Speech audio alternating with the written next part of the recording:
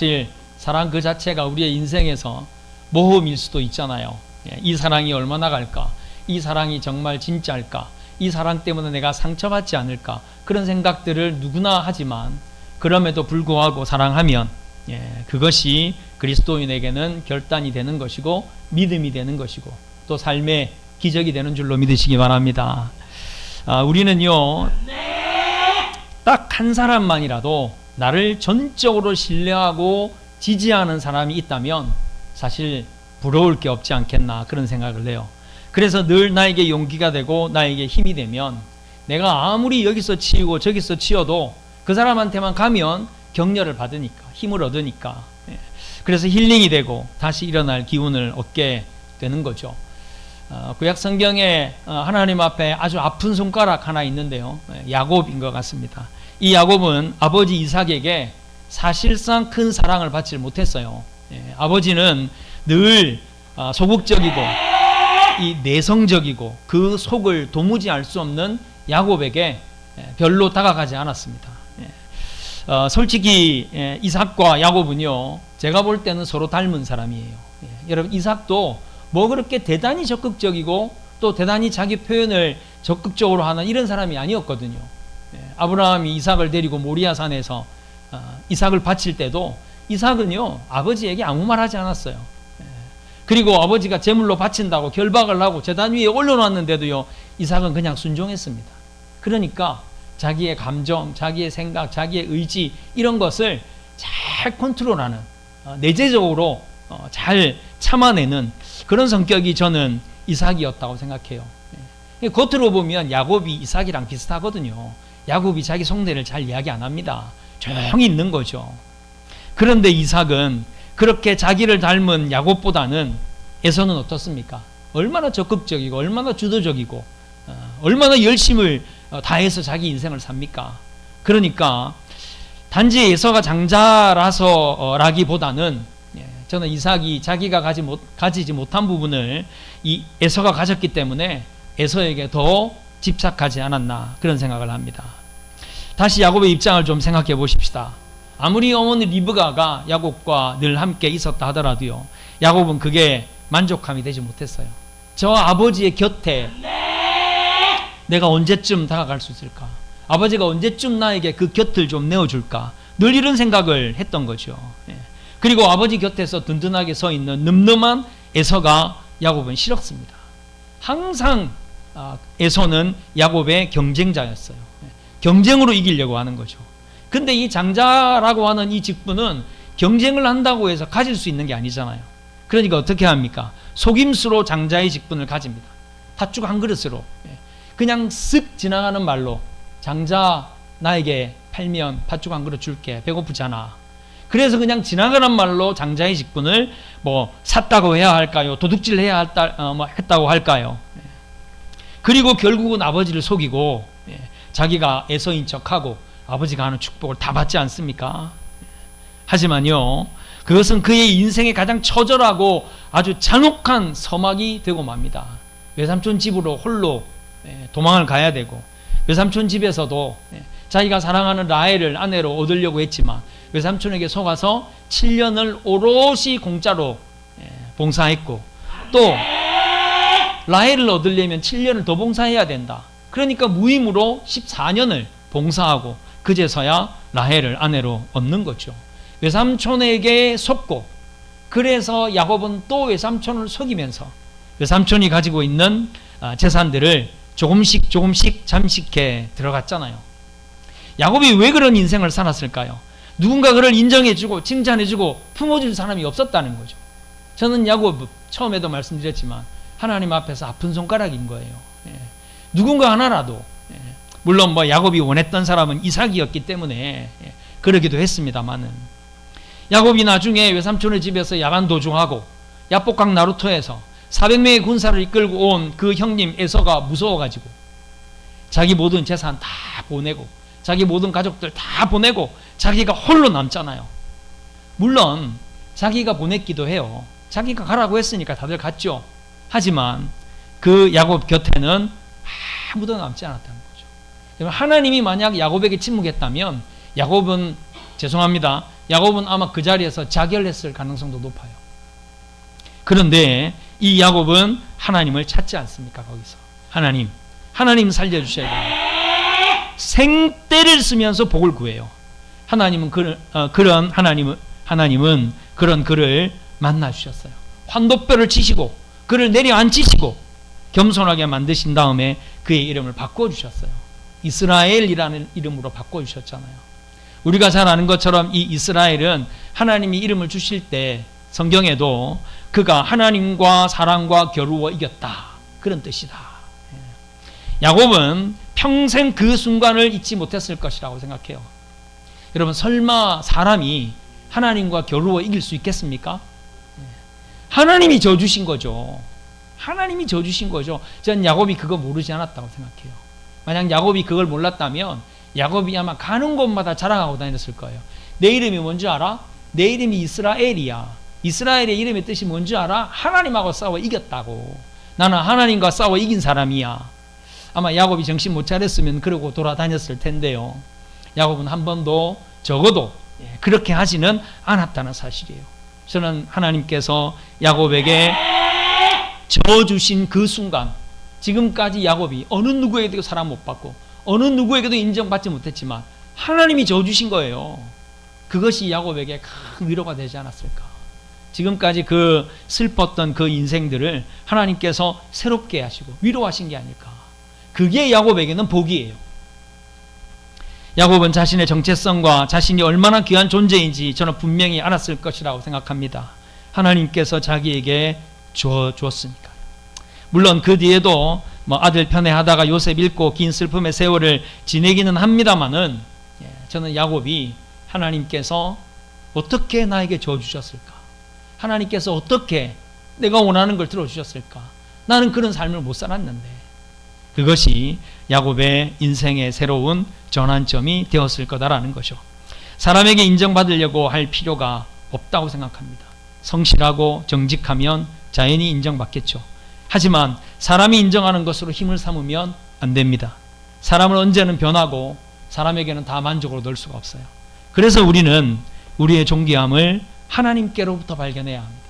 하나님 보시기에 내가 얼마나 존귀한 자인가, 이것을 우리가 발견하지 않으면 우리의 삶이 방황의 늪에서 헤어날 수 없을 거예요. 왜냐하면 뭘 좀 이루어야 되는데, 뭐 좀 인정을 받아야 되는데, 뭐 좀 높아져야 되는데, 이건 해도 끝이 없는 거죠. 오늘 우리가 읽은 이 본문이 바로 그 힘을 우리에게 줍니다. 우리가 얼마나 존귀한 자인지. 오늘 본문 바로 앞에 있는 말씀은요, 오늘은 우리 PPT가 안 나와가지고 아마 여러분들이 성경책을 다 들고 있을 겁니다. 성경책을 들고 있으면 본문 앞에 어떤 말씀이 있는지 다 보이잖아요. 예수님께서 제자들을 향해서, 야, 너희들의 몸과 영혼을 함부로 할 수 없는 사람들을 두려워하지 마라. 사람들 두려워하지 말고 너희의 몸과 영혼을 멸하실 수 있는 하나님을 두려워해라. 예수님께서 그 말씀을 하셨어요. 그 말씀을 하셨는데, 그러면 또 하나님이 너무 두렵잖아요. 하나님이 너무 무섭잖아요. 예수님은 우리가 그렇게 하나님을 막 무서운 존재로 여기기를 원하시지 않아요. 그래서 우리에게 주신 말씀이 바로 29절에서 31절의 말씀이라고 하는 사실입니다. 이 말씀 나누면서 저는 우리 사랑하는 모든 성도님들이, 야, 내가 이렇게 존귀한 존재이구나, 다시 한번 여러분 발견하시고, 그것이 여러분들의 자존심이 되시고 자신감이 되시고 여러분들의 모든 삶의 힘의 근원이 되시기를 주님의 이름으로 축원드립니다.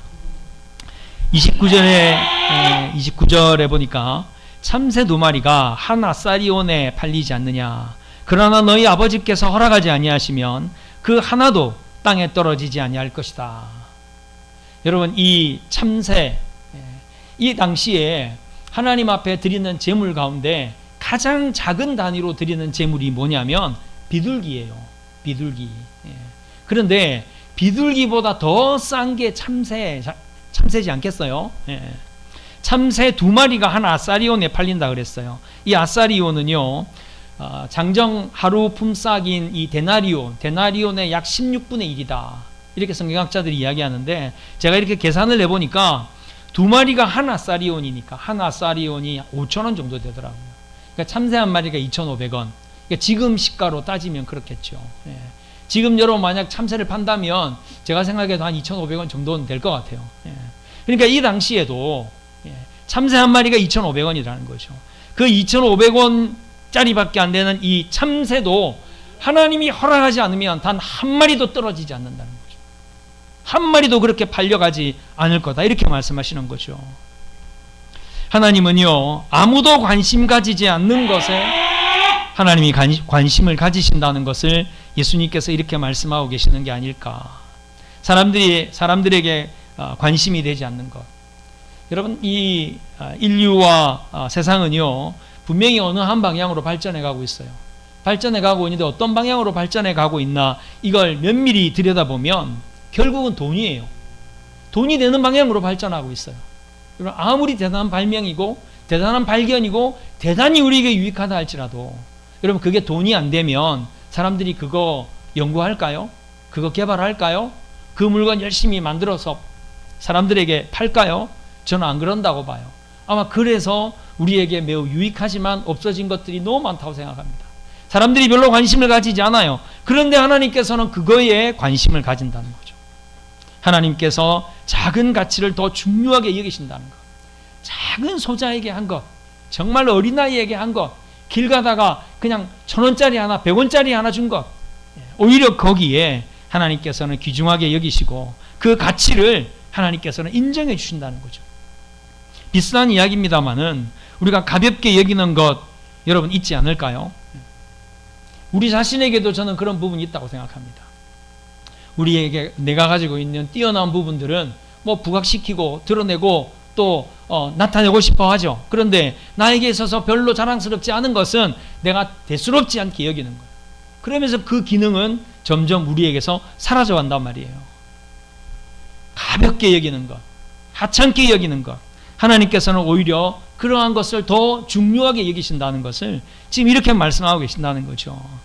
여러분, 아무 의미 없어 보이는 것이라 할지라도요, 그게 정말 의미 없는 것이 저는 아니라고 생각합니다. 그 안에 좀 더 깊이 들어가 보면 분명 우리에게 던져주는 도전이 있을 것이고 그것이 우리에게 필요한 것이 있을 것이다. 뭐 그래서 저는 좀 물건을 잘 못 버리거든요. 그래서 항상 제 주변은 좀 뭔가가 막 잔뜩 쌓여 있어요. 이게 언젠가는 쓰이겠지. 근데 정말로 언젠가 그게 요긴하게 쓰이면, 그러면 참 더더욱 물건들을 못 버려요. 하나님 앞에서는요, 우리가 하찮게 여기는 것, 관심 가지지 않는 것, 여기에 무슨 의미가 있겠어? 그러는 것 안에 오히려 더 큰 하나님의 관심과 하나님이 부여하시는 더 큰 의미가 그 안에 담겨 있다는 겁니다. 내가 아무리 사람들에게 관심을 받지 못한다 해도, 내가 아무리 작은 존재고 아무리 실수가 많은 사람이라고 해도 하나님께서는요, 내가 절대로 무너지지 않도록, 하나님께서는 내가 무너지기를 하늘이 두 쪽이나도 허락하지 않는다는 걸 믿으시기 바랍니다. 참새 한 마리 떨어지는 것도 하나님 허락하지 않으면 안 된다 그랬는데, 우리가 어떤 존재인데 하나님께서 우리가 실망하고 낙심하고 좌절하도록 내버려 두시겠느냐 하는 겁니다. 두 번째로는요, 너희에게는 머리털까지 다 세신 바 되었다, 그렇게 말씀하십니다. 하나님께서 얼마나 섬세하신 하나님이신지 몰라요. 때로는 하나님이 조금만 덜 섬세하시면 좋겠다, 이런 생각이 들 때도 있어요. 왜냐하면 하나님이 너무 깊은 곳까지 건드리시면, 그러면 하나님 이건 좀 모른 척 해주시면 안 돼요, 이러고 싶은 때도 솔직히 있어요. 근데 하나님께서 너무 섬세하셔서 그런 가운데서도요, 우리로 하여금 깨닫게 하신다는 겁니다. 하나님 우리를 지으셨고요, 하나님은 나보다 나를 더 잘 아십니다. 시편 139편 1절 4절 말씀에 보면, 여호와여 주께서 나를 살펴보셨으므로 나를 아시나이다. 주께서 내가 앉고 일었음을 아시고 멀리서도 나의 생각을 밝히 아시오며 나의 모든 길과 내가 눕는 것을 살펴보셨으므로 나의 모든 행위를 익히 아시오니 여호와여 내 혀의 말을 알지 못하시는 것이 하나도 없으시니이다. 다윗이 그렇게 하나님 앞에 고백하는 거예요. 아마 이렇게 고백하는 것은 자기가 하나님에 대한 찬양도 온전히 고백하지 못하고 자기의 삶에 여러 가지 실수가 있고 부족함이 있지만 하나님 사랑하는 이 마음은 하나님이 알지 않겠느냐는 그런 고백인 거죠. 하나님은요, 나에 대해서만 아시는 게 아니잖아요.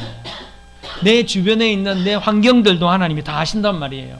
그래서 하나님께서 그 모든 것이 합력해서 선이 이루어지게 한다는 겁니다. 그래서 오늘 본문에 머리털까지 세신다 그랬어요. 어제 제가 저희 아내에게 약간 잔소리를 들었어요. 이게 잔소리는 아닌 것 같기는 합니다만은, 요즘 안방에 당신 머리카락이 막 떨어져 있는 거 혹시 알아? 그러는 거예요. 그래서 저는 혼내는 건 줄 알았어요. 머리카락 떨어진 거 좀 치우라고. 그런데 혹시 머리 빠지고 있는 거 아니야? 또 걱정해 주더라고요. 여러분, 아마 여러분들도 머리카락 빠지는 거 좀 걱정하실 거예요.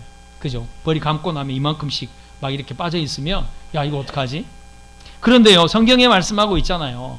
우리가 머리털을 하나도 우리 마음대로 못해요. 그럼 어떤 분이 이야기하겠죠. 목사님, 터키 가면 이 머리 다 뽑아가지고 이 머리 다 심기도 한다 그러던데요. 그거 있습니다만은, 우리는 우리의 머리카락에 관심이 없을 수 있지만 하나님은 관심을 가지신다는 거예요. 여러분, 우리의 몸, 여러분 얼마나 알고 계십니까? 흔히 오장육부 사지백체 이렇게 이야기합니다. 우리 몸에 있는 혈관의 길이가 얼마나 되는 줄 아세요? 우리 몸에 있는 모든 혈관의 길이를 다 연결하면 10만 킬로미터가 된답니다. 10만 킬로미터. 10만 킬로미터면 지구를 2바퀴 이상 돌 수 있는 길이에요. 그렇게 많은 우리의 몸의 그 혈관들, 여러분, 하나님이 지켜주시지 않으면 이 혈관들 문제 생기지 않겠습니까? 가장 또 우리가 주의해야 하는 질병 가운데 하나가 혈관 질환이긴 합니다만은, 10만 킬로미터의 혈관, 200개 이상의 뼈, 600개 이상의 우리의 몸의 근육, 우리는 때로는 관심을 안 가지고 살잖아요. 그리고 또 아마 여러분들 없애버리고 싶은 거 있죠. 여러분 몸에 지방. 근데 미국에 실제로 슈퍼에 강도가 들었어요. 강도가 들어가지고 총을 난사했어요. 근데 어느 아주머니가 총을 맞았어요. 복부에 총을 맞았습니다. 근데 병원에 가서 이렇게 보니까 복부에 있는 지방이 총알을 막은 거예요. 그래서 장기 바로 앞에 총알이 뭉쳤다는 거예요. 그래서 나는 지방을 좀 더 늘려야 되겠다, 그러지는 마시고요. 우리의 몸에 있는 우리가 관심 가지지 않는, 우리가 필요 없다고 생각하는 그것까지도요, 저는 하나님께서 관심을 가지고 계신다고 생각해요. 그만큼 하나님께서 우리를 섬세하게 돌아보시고 그만큼 하나님께서 우리와 함께 하신다는 사실이에요. 저는 이 하나님의 섬세한 사랑, 하나님의 깊은 사랑, 말할 수 없는 그 은혜, 우리를 보호하심에 우리가 좀 감격해야 하지 않을까. 그리고 거기에 좀 응답해야 하지 않을까. 여러분, 이거 좀 잔소리 같은 이야기이긴 한데요, 하나님은 이렇게 우리를 섬세하게 하시는데 우리는 하나님 앞에 좀 더 섬세하게 기뻐하심을 드려야 하기 위해서 얼마나 노력하냐 하는 거죠. 뉴스를 봤어요. 요즘 대한민국이 아주 열풍을 일으키고 있는 많은 부분들이 있는데, 국립중앙박물관에 사람들이 오픈런을 하기 위해서 300~400명이 줄을 서 있대요. 그런데 왜 그런가 했더니 뮤즈를 사기 위해서 사람들이 그렇게 많이 온대요. 뮤즈가 뭐냐면 뮤지엄 굿즈예요. 여러분, 굿즈는 뭔지 아십니까 혹시? 연예인들이나 또는 캐릭터나 그걸 이제 만들어서 파는 게 그게 굿즈입니다. 요즘 여러분 이 중고등학생들 가방을 열심히 한번 보세요. 가방도 무거울 텐데 그 가방에 웬 굿즈들을 그렇게 주렁주렁 달고 다니는지, 그거 엄청나게 달고 다니더라고요. 그런데 이 국립박물관에서 만들어서 파는 그 굿즈가 있어요. 기념품이죠. 기념품인데 그 기념품을 사람들이 사기 위해서 그렇게 많이 몰려온다는 겁니다. 제가 이렇게 뭘 파나 하고 봤더니 도깨비. 우리나라의 도깨비는 이미 너무 친숙해져 버렸어요. 도깨비 문양이 있는 열쇠고리. 그리고 그 유명한 불상, 그 불상들 이런 걸 파는 거예요. 물론 다른 것도 팔아요. 다른 것도 파는데 우리 그리스도인들이 만약에 저 굿즈가 유행하니까, 뮤츠가 유행하니까 저 박물관에 가서 불상 하나 사다가 놓는 거 이거 문제가 될까? 저 도깨비 열쇠고리 하나 사다가 하나 걸어 놓는 거 이거 문제가 될까? 저는요, 우리 그리스도인들이 영적으로 좀 섬세해야 한다고 생각해요. 우리가 하나님 앞에서 정말 털끝만큼이라도, 완벽할 수는 없지만 우리가 영적으로 좀 민감해서 우리가 해야 할 것, 우리가 끊어내야 할 것, 우리가 버려야 할 것, 이러한 부분에서 조금만 관심을 가지면 저는 오늘 우리 안수 집사님 기도해 주셨지만 이게 하나님의 나라를 이룬 것이 아닐까, 이게 하나님을 더 기쁘시게 하는 게 아닐까, 이런 도전이 오더라고요. 저는 자꾸 그런 것이 보여서 이거 꼰대가 될 것 같아서 조금 두렵긴 합니다만은, 하나님이 이렇게 섬세하게 우리를 사랑하시는데. 마지막 세 번째입니다. 두려워 말라, 참새보다 너희가 더 귀하다.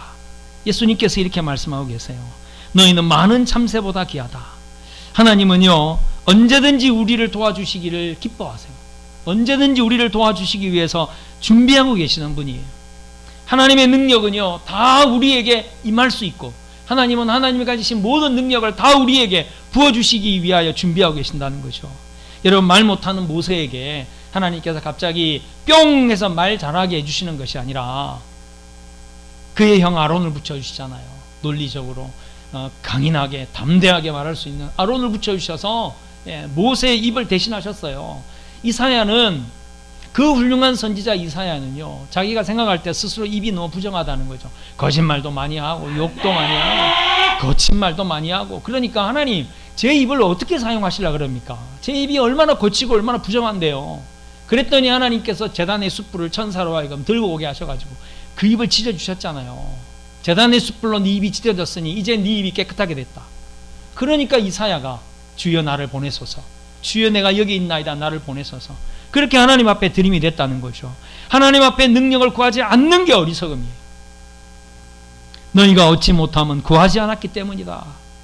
분명히 우리에게 말씀하시잖아요. 저는 하나님이요, 우리가 좀 구김없이 당당하고 좀 기뻐하게 살기를 원하시는 것 같아요.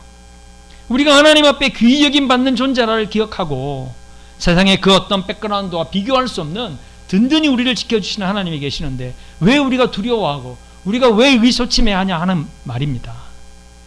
예수님을 통한 존귀함을 또 알기를 하나님께서 원하십니다. 우리의 존귀함의 절정은 예수 그리스도입니다. 하나님의 아들 예수 그리스도께서 이 땅에 오셔서 나를 위해 죽으셨고, 그래서 내가 구원을 얻었다는 사실, 이것이 나의 존귀함의 절정이 예수님이 되는 거죠. 우리가 우리를 참새만도 못하게 여기면 어떻게 되겠어요? 예수님께서 왜 이런 말씀을 하셨겠습니까? 너희가 많은 참새보다 더 귀하다. 그런데요, 때로는 어떤 사람들을 보면 자기 자신을 정말 참새 한 마리보다도 못한 사람으로 여기는 거죠. 이런 일은 없었겠습니다마는 자기는 절망스럽고 자기 안에는 슬픔만 있고 자기 안에는 괴로움만 있는 거예요. 지저귀는 참새를 보니까 너무 행복해 보이는 거예요. 야, 참새도 저렇게 행복한데 나는 이게 뭐야? 그리고 만약 생을 포기한다면, 여러분, 그게 얼마나 어리석은 자인가 하는 겁니다. 이 말씀은 나의 존귀함에 대하여 주시는 말씀이에요. 이 말씀이 지나친 자기 존중으로 또 들리면 안 됩니다. 다른 사람을 생각하지 않는 자기 존중은 위험합니다. 그러라고 하나님께서 우리에게 존귀함을 주시지는 않았겠죠. 우리는 내가 듣기 싫은 말은 남에게도 하지 말아야 한다는 것, 또 내가 받고 싶은 것을 남에게 전해야 한다는 것을 황금률로 잘 알고 있습니다. 근데 이 법칙은 예수님께서 모범으로 보여주셨잖아요. 빌립보서 2장 6절에서 11절입니다. 그는 근본 하나님의 본체시나 하나님과 동등됨을 취할 것으로 여기지 아니하시고 오히려 자기를 비워 종의 형체를 가지사 사람들과 같이 되셨고 사람의 영상으로 나타나사 자기를 낮추시고 죽기까지 복종하셨으니 그 십자가에 죽으심이라. 이러므로 하나님이 그를 지극히 높여 모든 이름 위에 뛰어난 이름을 주사 하늘에 있는 자들과 땅에 있는 자들과 땅 아래에 있는 자들로 모든 무릎을 예수의 이름에 꿇게 하시고 모든 입으로 예수 그리스도를 주라 시인하여 하나님 아버지께 영광을 돌리게 하셨느니라. 예수님은 자기를 우리를 위하여 가장 낮은 자가 되어주셨어요.